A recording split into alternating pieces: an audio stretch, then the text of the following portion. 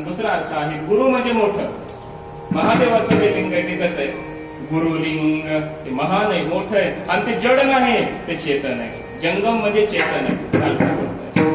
भगवान ज्ञानोबा यांनी ज्या महादेवाच्या लिंगाची पूजा केली ना, ते लिंग साधन होतं. कसं होतं ते, स्वर्ग जयाची साळुंका, समुद्र पाळी पिंड देखा, शेषासारखी बैसका, जो आधार तिन्ही लोका, लिंग देखिले देखिले, त्रिभुवनी विस्तारिली, मेघधारी स्नपन केले, तारा पुष्पी वरी पूजिले, चंद्रफळ ज्या वाहिले, ओवाळिले, रवी दीपे, हे ज्ञानोबरायाचं महादेवाचं लिंग. अशा महादेवाची पूजा केली. गुरुलिंग अत्यंत व्यापक असलेलं, महान असलेलं महादेवाचं हे लिंग आहे.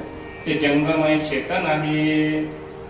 तेणे दाविला आगम. आगम म्हणजे भगवान शंकराचं वर्णन करणारे सगळे आगमशास्त्रात त्याचं प्रबोधन भगवान शंकरांनी केलेलं आहे. तेणे दाविला आगम.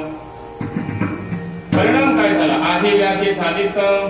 आधी व्याधी, आधी म्हणजे मनाच्या चिंता, व्याधी म्हणजे शारीरिक रोग, हे सगळे संपून गेले. तेणे पावलो विश्राम रे, त्यामुळे आम्हाला विश्रांती प्राप्त झाली. मग देवाकडे गेलं पाहिजे. जायचं म्हणजे कुठं जायचं, अरे दूर जायचं नाही, जवळ या सुद्धा जगजीवन का धांडोळे शिवन, जवळच आहे तो परमात्मा, आपल्या हृदयातच आहे. आमच्या चॅनल संत महिमाला सबस्क्राईब करून नोटिफिकेशन बेल दाबायला विसरू नका.